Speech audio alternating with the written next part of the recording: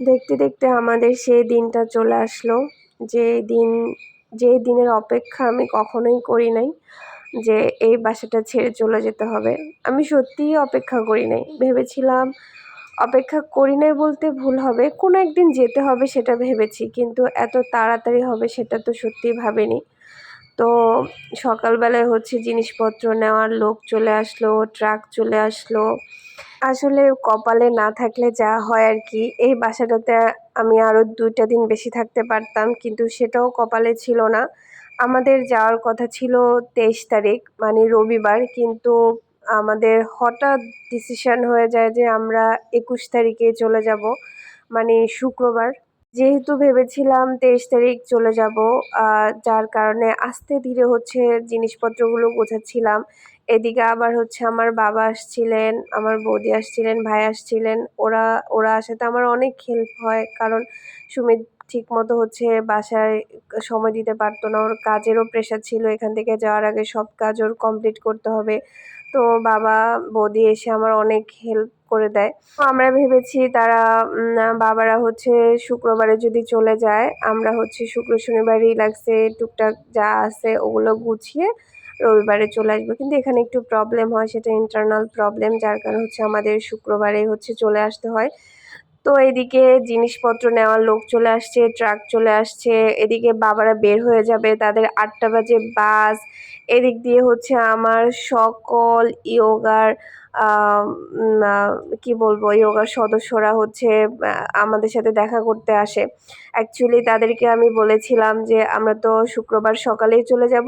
আমরা ভেবেছি শুক্রবারে যদি না যাই তাহলে শুক্রবারে ইয়োগায় গিয়ে লাস্টবারের মতো সবার সাথে দেখা করে আসবো, কিন্তু সেটা যেহেতু হচ্ছে না, আপনারা সবাই ইয়োগা করে আসতে পারেন, কোনো সমস্যা নেই। আর লিতাদি, সাগরিকাদি, রাজস্বীদি, ওরা এত বেশি গাছ পছন্দ করে আমাদের মতো।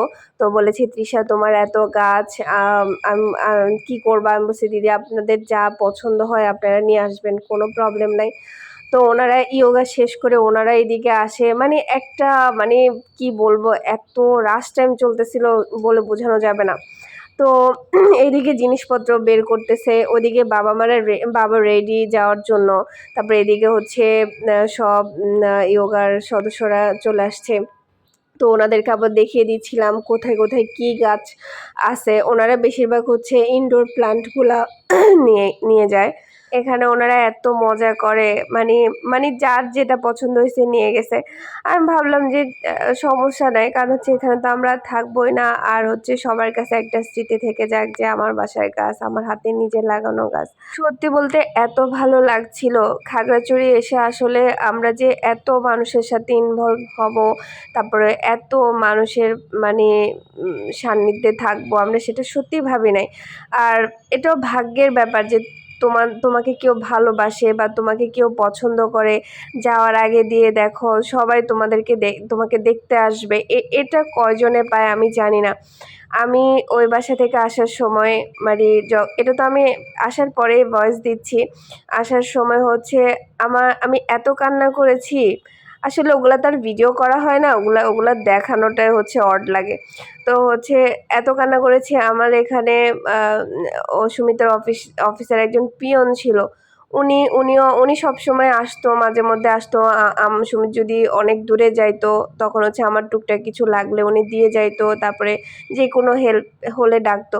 উনি পর্যন্ত কান্না করছে। এবং প্রতিবেশীরা আমার যে যাওয়ার দিন, মানে এই সময়টাতে যেহেতু আমরা রবিবার যাব বলেছি, সব কিছু গুছিয়ে উঠতে পারিনি, যার কারণে রান্নাঘরে জিনিসপত্র রয়ে গিয়েছিল, বাথরুমের জিনিসপত্র রয়ে গিয়েছিল, আমার ঠাকুর ঘরের মোটামুটি গোছানো ছিল।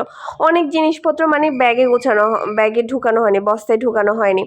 কিন্তু যখন লোকগুলা জিনিসপত্র নিতে আসে, এরা তো মানে সব কিছু একদম মানে দুমড়িয়ে মুচড়িয়ে ব্যাগে ঢুকাই ফেলে, বস্তায় ঢুকাই ফেলে। এদের কোনো কোনটা কোথায় রাখতে হবে এরা জানে না।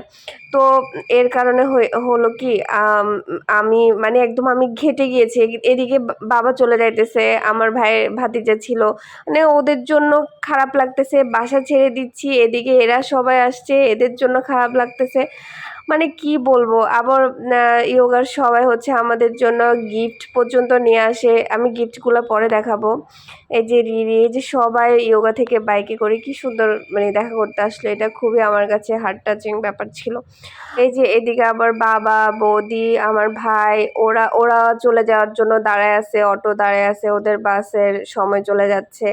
মানে ওদের সাথে যে একটু স্টেশন যাব সেটাও পর্যন্ত পারিনি। মানে কি যে একটা বিচ্ছিরি অবস্থা হয়েছিল। তো সবাই হচ্ছে টাটা বাই বাই করে চলে যাচ্ছিল, আর লিতাদি বলতেছিল তৃষা অনেক খারাপ লাগতেছে, চলে যাচ্ছে। এই যে লিতাদি, রিন্টুদা হচ্ছে আমাদের ইয়োগার আজীবন সদস্য, মানে উনি ইয়োগা করেন না কিন্তু আমাদের সাথে সব সময় থাকেন, অনেক মজার মানুষ উনি। তারপরে এই যে ত্রিনাদি, তপুদা, তো সবাই এরপর টাটা করে দিল। আর হচ্ছে সাগরিকা দি, যিনি হচ্ছে আমাদের ইয়োগার ওনার, উনি বলতেছিল তৃষা তোমার বাসায় আসবো দেখে আজকে আমি 2 বছর হয়েছে স্কুটি কিনি, কিন্তু তোমার দাদা আমাকে চালাইতে দেয় না, আজকে ফার্স্ট টাইম হচ্ছে আমাকে তোমার বাসায় আসার জন্য স্কুটি দিয়ে দিয়েছে। তো এদিকে বাবারা চলে যায়, এদিকে ওনার চলে যায়, আমি বাসায় একা।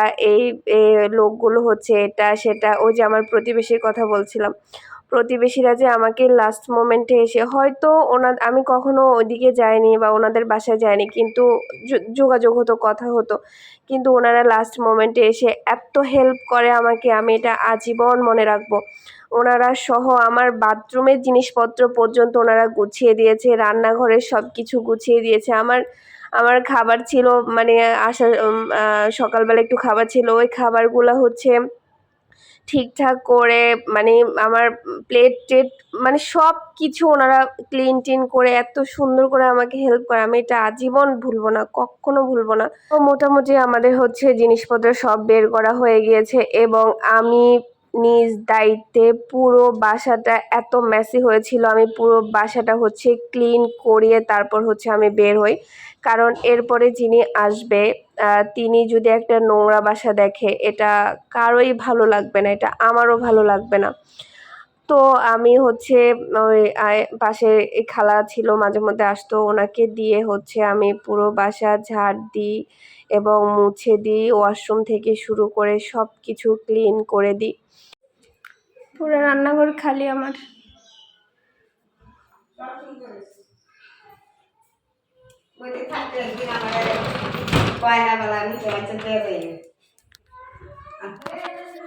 খালি সব খালা ধরেন, দোয়া করেন।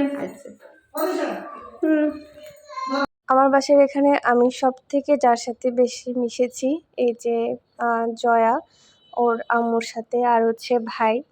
তো ভাবি এই মুহূর্তে খাগড়াছড়িতে নেই, উনি হচ্ছে একটু ঢাকায় গিয়েছেন, যার কারণে আসার সময় ওনার সাথে দেখা হয়নি। তো জয়াকে আর ভাইকে বলছিলাম যা যা ভালো লাগে নিয়ে যান। এটাও আমি বানিয়েছিলাম, এই যে ঘরের সামনে ঝুলতো, আমি বললাম যে এটাও নিয়ে যান, আপনাদের বাসার সামনে বা ঘরের সামনে ঝুলিয়ে দিতে পারবেন। তো ভাই সেটাও নিয়ে গেল, কারণ আসলে কে আসবে জানি না, তো যদি যত্ন না করে খারাপ লাগবে। কিন্তু ভাই অনেক বেশি গাছ পছন্দ করে, তো আমি নিশ্চিত যে উনি সেগুলো যত্ন করে রাখবেন। তো আমি নিজে বলছিলাম যে নিয়ে যান। তো দোলনাটার কথাও বলছিলাম যে চাইলে দোলনাটাও নিয়ে যেতে পারেন, কিন্তু দোলনা একটু প্রবলেম আছে, এগুলো হচ্ছে পুরোনো টায়ার, তো এগুলোতে বসলে একটু ব্যথা পাওয়া যায়, তার বের হয়ে থাকে। তো ভাই বললো যে থাক, লাগবে না, যারা আসবে তারা ইউজ করতে পারবে। আমি নিজে ইউজ করতাম, একটা বস্তা বা কিছু বিছিয়ে তারপর বসতাম। তো বললো থাক, নতুন যারা আসবে তাদের জন্য তো কিছু রাখতে হবে, এই আর কি। তো এখানে আবার ভাই কি যেন একটা গাছ নিচ্ছিলেন, যে যার যেটা পছন্দ ছিল সবাই টুকিটাকি নিয়েছে, এবং ফাইনালি বাসা থেকে বের হয়ে গেলাম। আসলে এই বাসাটা আমার অনেক আবেগের, আমাদের অনেক আবেগের বাসা। ওই যে পাহাড়টা দেখা যাচ্ছে, বাইকে যখন বের হতাম তখনই বলতাম যে ওই যে পাহাড় দেখা যায়, এটি হয়তো শেষবার, হয়তো আবার আসবো, কিন্তু নিজের বাসা তো আর থাকবে না। হয়তো এখানে আমার এত পরিচিত হয়েছে, এত মানুষের সাথে সুসম্পর্ক হয়েছে, অনায়াসে হয়তো তাদের কাছে থাকতে পারবো, কিন্তু নিজের বাসাটা তো আর থাকা হবে না, এই বাসাটা তো আর থাকা হবে না। জীবনটা কেমন যেন, পুরো একটা সংসারকে ট্রাকের ভিতর নিয়ে এক এক জায়গা থেকে অন্য জায়গায় বারবার এরকমই হয়তো হবে। তো আমরাও সব জিনিসপত্রের সাথে যাচ্ছি, তার কারণ হচ্ছে এত জিনিসপত্র আসলে একা ছাড়াটা বুদ্ধিমানের কাজ হবে না, সেজন্য